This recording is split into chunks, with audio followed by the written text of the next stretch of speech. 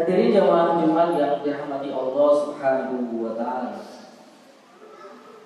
Dalam 10 tahun terakhir ini, jika kita melihat korupsi di negeri ini semakin mengkhawatirkan.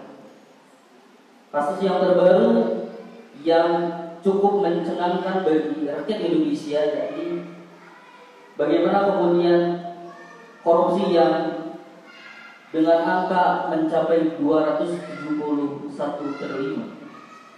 Dan menurut data, apa yang dilakukan sampai sebegitu rupa itu tidak terjadi dalam satu malam, tapi terjadi dari tahun 2015 hingga tahun 2022. Dan tidak sedikit tersangka yang kemudian ditetapkan oleh Kejaksaan Agung, sekitar 16 orang tersangka yang disangkakan oleh Kejaksaan Agung Negara Indonesia.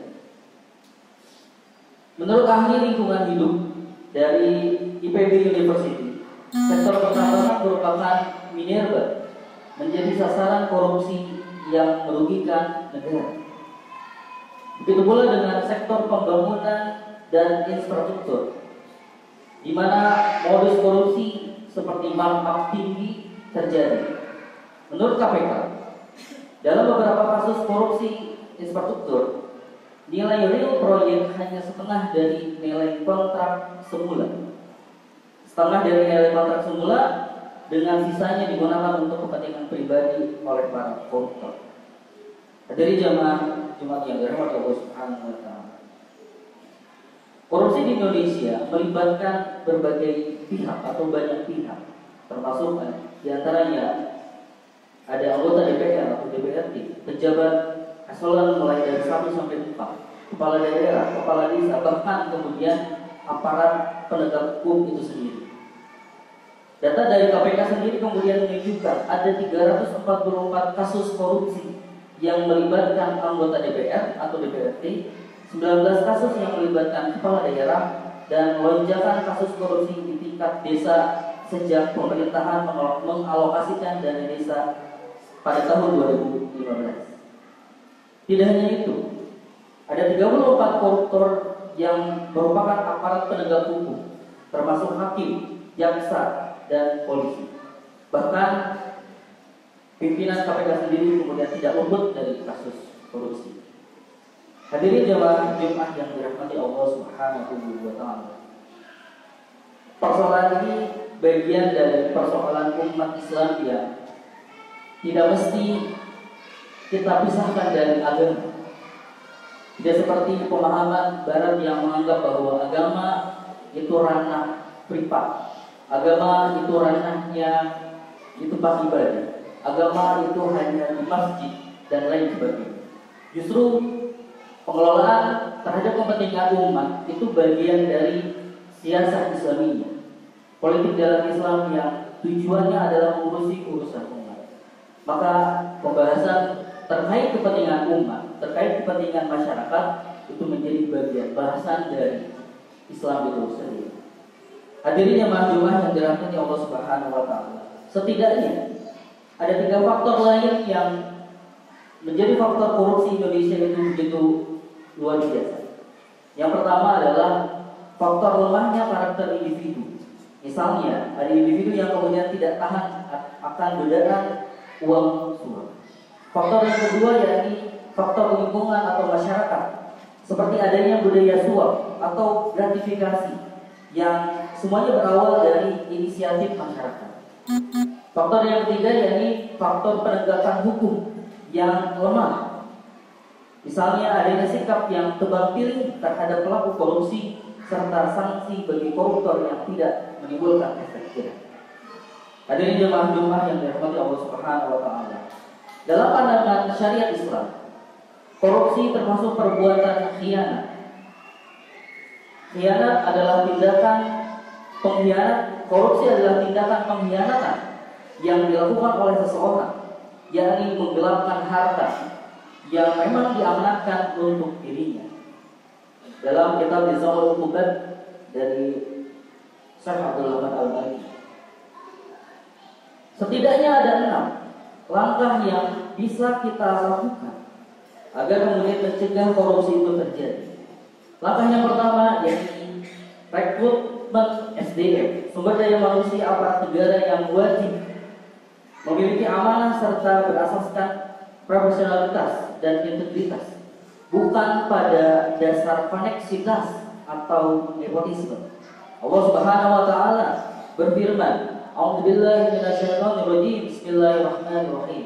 Ya ayyuhalladzina amanu la takhunu Allaha wa rasulahu wa takhunu amanatikum wa antum ta'lamun. Wahai orang-orang beriman, janganlah kalian mengkhianati Allah dan Rasul-Nya. Jangan pula kalian mengkhianati amanat-amanat kalian, padahal kalian tahu. Quran surat Al-Anfal ayat 27. Begitupun Rasulullah SAW bersabda, pemimpin yang memimpin rakyat adalah pengurus dan dia bertanggung jawab atas rakyat yang dia urus. Hadis riwayat Al-Bukhari. Sampaikan juga dalam sabda Nabi SAW yang lain, jika urusan kemudian diserahkan kepada orang yang bukan ahlinya, maka tunggulah kiamat. Hadis riwayat Bukhari. Jemaah-jemaah yang dirahmati Allah Subhanahu wa taala. Itulah yang langkah yang pertama. Kemudian langkah yang kedua, yakni negara wajib melakukan pembinaan terhadap seluruh aparat dan pegawainya, sebagaimana Rasulullah SAW mengutus Mu'adz ke Yaman. Langkah yang ketiga, yakni negara wajib memberikan gaji dan fasilitas yang layak kepada aparatnya. Langkah yang keempat, yakni Islam melarang menerima suap dan hadiah bagi para aparat negara. Sabda Rasulullah SAW, "Man ista'malnahu ala amali farzaqnahu rizqan, fama akhadha ba'da dzalika fa huwa ghulul." Siapa saja yang kami angkat untuk satu tugas dan telah kami tetapkan pemberiannya, yakni gajinya untuk dia, maka apa yang diambil setelah itu adalah harta gulul. Hadis riwayat Abu Dawud dan Al-Hakim. Dalam sabda yang lain Nabi SAW menyampaikan, hadiah yang diberikan kepada para penguasa adalah haram dan suap yang diterima hakim adalah kekufuran. Hadis riwayat Ahmad. Hadirin jemaah yang dirahmati Allah Subhanahu wa taala. Apapun namanya, apakah itu hadiah, fee, pungutan, suap dan lain sebagainya, merupakan harta gulul yang haram hukumnya untuk diterima oleh para aparat negara. Jemaah yang dirahmati Allah Subhanahu wa taala. Selanjutnya, langkah yang kelima yang bisa dilakukan, yakni Islam memerintahkan untuk melakukan perhitungan kekayaan bagi aparat negara sebagaimana yang dilakukan oleh Sayyidina Khalifah Umar bin Khattab radhiyallahu anhu, menghitung kekayaan para pejabat di awal dan di akhir jabatannya. Jika Umar radhiyallahu anhu mendapati kekayaan seorang wali atau amir, kepala daerah, bertambah secara tidak wajar, beliau meminta pejabat tersebut menjelaskan asal usul harta tambahan yang tak wajar tersebut. Langkah yang keenam, yakni pengawasan oleh negara dan rakyat. Pemberantasan korupsi tentu akan menjadi lebih sempurna jika disertai dengan kontrol dari masyarakat, khususnya dari para alim ulama. Hadirin jemaah Jumat yang dirahmati Allah Subhanahu wa taala. Secara kuratif, pemberantasan korupsi dilakukan dengan penerapan sanksi hukum tegas tanpa tebang pilih. Dalam Islam, koruptor dikenakan hukuman ta'zir yang disesuaikan dengan beratnya kejahatan, mulai dari teguran hingga hukuman mati. Pemberantasan korupsi efektif hanya dapat dijalankan dalam sistem Islam, yakni dengan menerapkan syariat Islam. Sedangkan hari ini kita melihat bagaimana kemudian sulitnya korupsi diberantas karena sistem yang kemudian kita terapkan adalah sistem yang memisahkan agama dari kehidupan. Tidak ada ketakwaan dalam aturan, tidak ada ketakwaan dalam aturan-aturan yang dibuat dalam sistem yang memisahkan agama dari kehidupan. Para ulama menyebutkan sistem tersebut adalah sistem yang sekuler, memisahkan agama dari kehidupan. Tidak mau kemudian ranah agama ada dalam kehidupan. Tidak ada agama dalam politik, tidak ada agama dalam perspektif hukum, tidak ada agama dalam ekonomi dan lain sebagainya. Justru inilah yang kemudian menyebabkan sulitnya pemberantasan korupsi itu dilakukan di negeri. Para jemaah yang dirahmati Allah Subhanahu wa taala.